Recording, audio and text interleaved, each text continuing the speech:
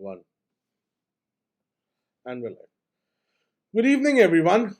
Welcome to another exciting episode of CampusCare Social, a platform which is so exclusive that talks about the challenges and achievements and in the journey of the educator about what they have done to uplift the society and scholars for a better future. Before I begin, let me quickly introduce Entab. We are a 20-year-old IT company engaged in providing matured and futuristic school ERP, CRM, and mobile apps to the various schools spread across India. And we help them transform from good schools to the best ones. Civil cause often talks about successful growth, privilege, and as well as underprivileged society. But beyond the contemporary, it is an essential building block of development. These organizations play multiple roles, such as NGOs, charities, community groups, then societies. They've played a various significant role in helping the underprivileged society in order to holistically uplift them. So, in today's social webinar, we will be hearing about an outstanding journey of an educator who dedicated herself to cater to the civil cause. Ma'am is currently leading Nia Senior Secondary School as a principal. She envisions a great future to uplift the society and believes to achieve heights through new challenges in a progressive organization. Owing to her tremendous journey, Ma'am was recognized by IDIA India as Education Icon in 2018. Over her tenure, Ma'am has conducted several workshops and webinars to educate the young minds. So please put your hands together and welcome our honorable guest of the day, Deepa Bhatt, ma'am. Welcome to Campus Care Social, ma'am. Thank you so much. Thank you very much. A very good evening to all viewers, listeners, and to Sir also. Yeah, Thank you so it's much, my ma'am. privilege that NTAP has just given an opportunity to me to be on this social platform, to share my experiences, to share my challenges and the achievements also. So, if I talk about social, see, we all are living in a social community and we work together, and we obviously teach the students to come to the just my motto in school is come to learn ability and go to serve humanity. Wow. Fine. And even we are working on the four pillars. Pillars like learning to know, learning to do, learning to be. And the last and the most important pillar is learning to live together, which is the most important aspect of humanity. So humanity begins from very early age and we work on that. And Absolutely. okay, for doing that, we have associated with many NGOs also, like Smile Foundation. We are sponsoring education to those kids, those who are underprivileged, and we want to bring out them at the same level at the other students are there or the other kids are there, so that they will not feel themselves deprived from the society. So this is my first motto, and even my kids are working with this and supporting. The parents are also supporting a lot. I have one another organization that is Bharat Scout and Guide. Here, all the students, those who have been registered with the society, they are imbibed with the values of humanity. Even during this lockdown, when we all were locked inside our homes, my students, they were out in the society. They were helping the aged persons. They were helping them to bring foods for them. They are going door to door and helping them despite of all these risks of virus and all that. So this type of values we are teaching our kids despite of going running after the marks and all that. We are working on the humanity. Wonderful, ma'am. I'm sure a lot of difference would be, you will be making in the lives of children, and actually inculcating all these values help the society at large. And if we're doing this from the very basic, it of course makes a lot of difference. All right, moving on with the webinar. Ma'am, you've dedicated more than 20 years of your life to the field of education. I'm sure that journey would have been quite an exciting one. So, and you're currently leading near senior secondary school, as we know, as a principal. So, how do you think? So, what motivated you to become an educator, or what planted that seed in your mind that okay, I want to be an educator, I want to lead a school? Okay. See, if I talk about my that technical qualification. Right, ma'am. So I did BSc medical, and after that I switched over to the arts. I became master of English, and then I went to journalism. It's very twister there. So I must say that I am an educator by destiny, not by my choice. Right. Earlier, it was not my choice, but my destiny brought me here, and I'm quite happy, contented, and satisfied that I'm serving the educational institution, and with my hands, lot of seeds are, grooming up also. So I'm lucky that I have ultimately opted this field, the field of education. So this is my background. Wonderful, ma'am. And ma'am, while I was trying to host this webinar, I was going through your profile, and I was intrigued by several practices that you have undertaken to uplift the society. For example, you spoke about underprivileged kids. So how did actually everything come together? Because sometimes all of us, we want to do something for the society, but I don't know whether we hesitate individually, or maybe we are not out there, or we may not know what to do. So how did you overcome all these things? Yeah. See, if we feel that your heart is like me and my heart is like you, obviously we will pace up with the other society members also, and we will put our feet into their shoe and try to understand their problem. So this is the main thing which must trickle in our mind. This will definitely uplift the society, and this will definitely uplift the underprivileged, those who are not getting all the benefits as the others are getting. So this is we must feel the empathy is must to understand the woes and worries of others. So if we work on that, we actually work on this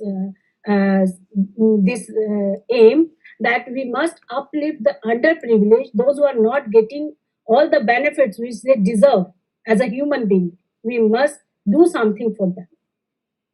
So we work on that. Wonderful, ma'am. I'm sure, and the the passion with the passion, and the empathy, and the you so compassionate about it. It sure reflects as well. Okay, ma'am. Over the long years, you must have been responsible for conducting several workshops, webinars, and many other things to promote awareness in the society. So, would you like to share your engagement on the same for our viewers, for me, for everybody who's watching? Yeah, if you talk about webinars, all webinars were about subjects CBSE related and all that.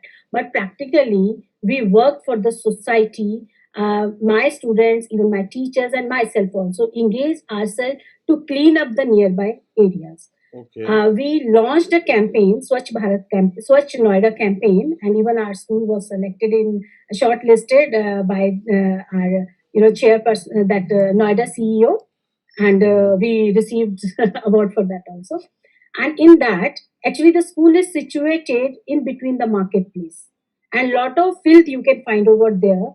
The children, they went themselves over there. They pick up the garbage, segregated the garbage as a dry garbage and a wet garbage. They made people aware regarding the segregation of the garbage, and they pick up collected plastic waste also. They themselves went to the Noida authorities, that plastic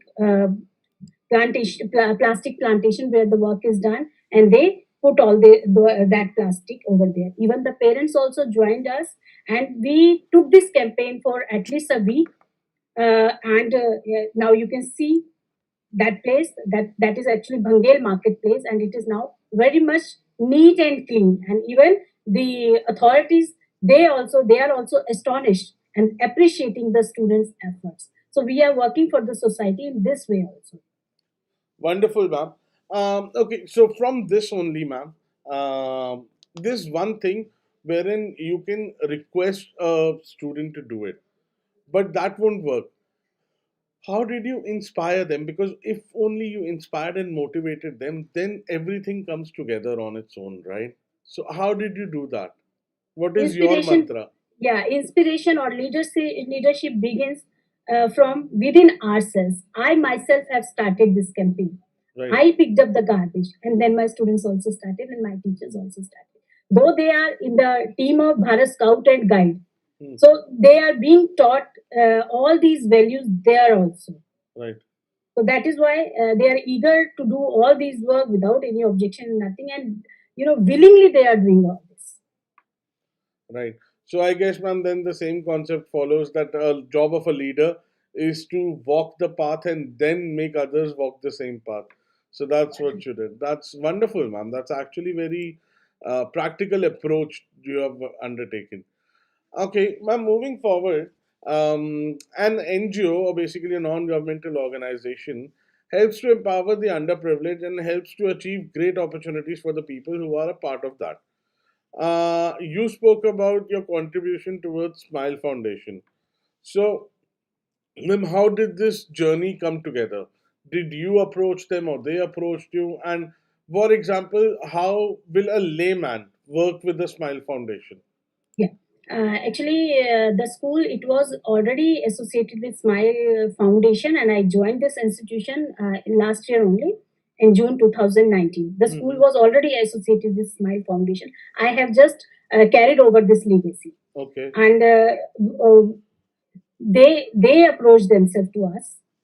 They put their all forthcoming events and all that in front of us, and I even in front of me also, and I found it really very interesting, and I myself went over there in the Smile Foundation homes where underprivileged students are kids are living, and really I found it very satisfactory, and we did exchange programs also. Sometimes they come to us, kids come to us, sometimes my kids go to their places, and collaboration is going very well, and even we are sponsoring some students from there also.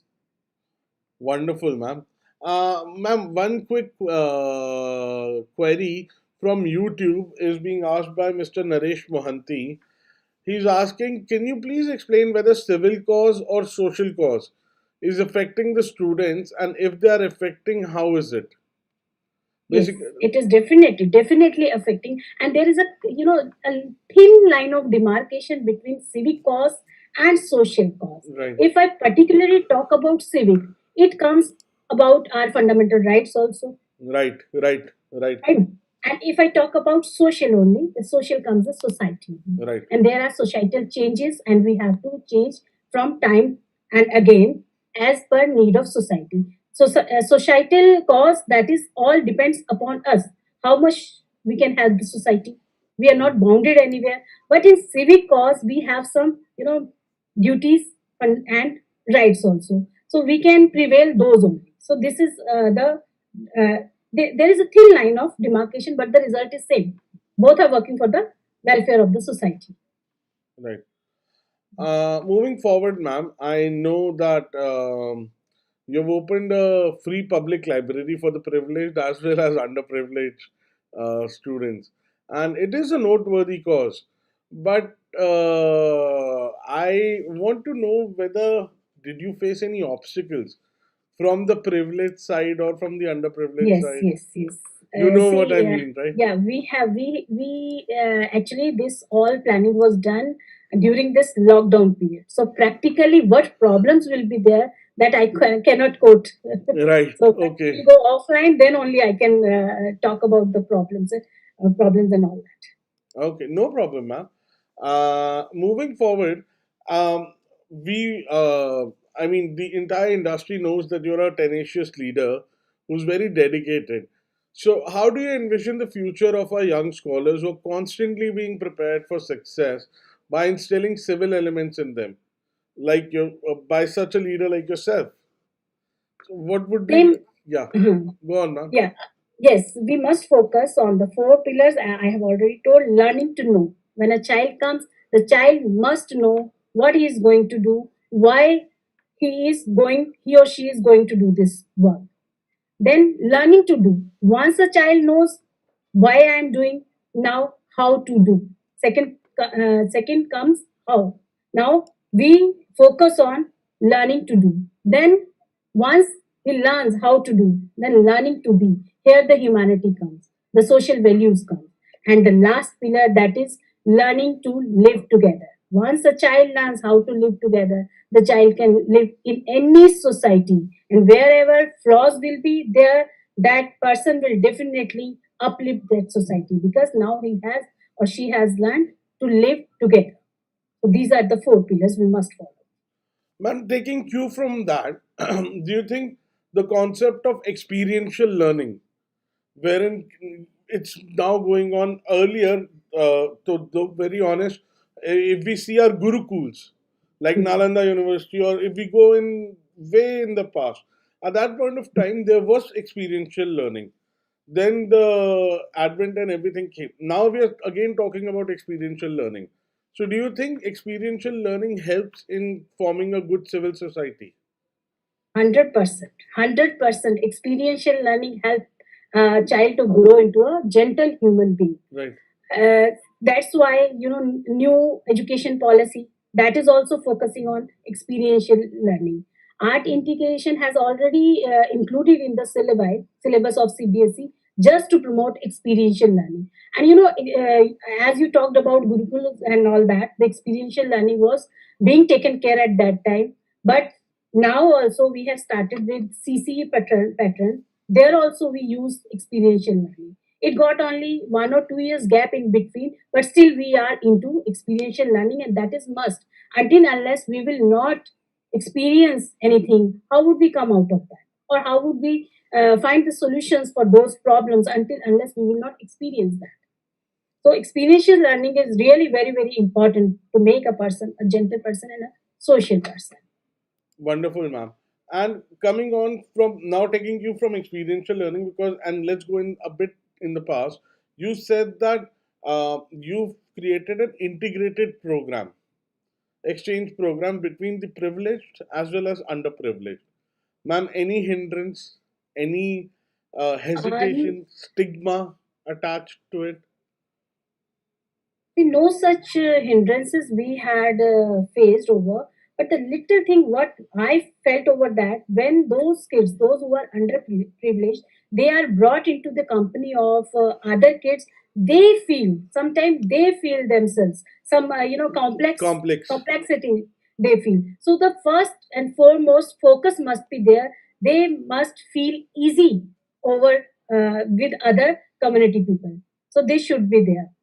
And when we donate a lot, after see, one person is going and donating toys and other things to them, and then another one is going, and the third one is, the Right, number right, goes right. on. So what I feel, this also brings feeling of complexity in them. This also brings, as per Basically, my notion. inferiority complex. Yeah. Right. So that is true. But then, how did you work to boost their confidence? Ki, it's okay, despite everything, I will still take care of you. How do you work on that? Yes, I involve them. I involve them into the activities which the other students are doing. And Okay. I made my kids to do the same activities as they are doing. So that means balance. Balance So was you reached. leveled the playing field. Level. Yes. Okay, wonderful, ma'am. So, ma'am, as we are moving on to the close of the webinar, my last question or my last insight that I would like to gain for, and we received this query from every parent, to be very honest, and recently we've been receiving this query a lot because the admission period and everything is going on. So, our parents keep on asking that when they want to select a good school, what are the different parameters they should look for Yes. while selecting See, a good school? first of all, just take away the parameter of marks percentage. Remove this line. Right. Remove this parameter. That a good school, see, building the school, good school is known by the culture of the students. Right. The student, those who are going out from the building, out from the four walls, how do they behave with the society? How do behave with the people in this society? That matters a lot. And if we are able to create the gentle citizens, gentlemen, that means the school is giving everything to each and every child to groom up. And this is the best. See, if a person has qualities, abilities, and the social values, definitely, definitely opportunities will come to that. So if a parent is looking for a good school, the parent must see what the values the kids of this school are carrying over. So this must be there. All right. Thank you so much, ma'am, for coming on board. Any few tips, last words to add on? Yeah, I want to say that always work on the motto that what my heart feels, the same your heart feels. What your heart feels, same my heart feels. So if we will follow this policy, we will never judge anybody, and we will never, we will try to uplift the society because we are Absolutely. all one in this society. Ma'am, that's So, actually very true. And similarly, we keep on hearing this in different aspects because I wanted to point this out earlier as well, that the Shiva in me bows to the Shiva in you. And then there's a Nepalese saying that Fulko Akha Ma, Fool Hi Saptara, hmm, Kadha Ka Akha Ma, Kadhai Sansara. That a yeah, flower will see a flower and a hmm, thorn will see a thorn. So yes, that is so true, ma'am. That is so true. So hmm, I even bow down to towards you, ma'am, for taking out time and coming on Entab and sharing your and expressing your viewpoints on how we can build a better society and how we can collectively uplift the society holistically. Thank you so much for coming on Campus Care Social, ma'am. Have a nice day. thank you so much. My pleasure. Yes, ma'am.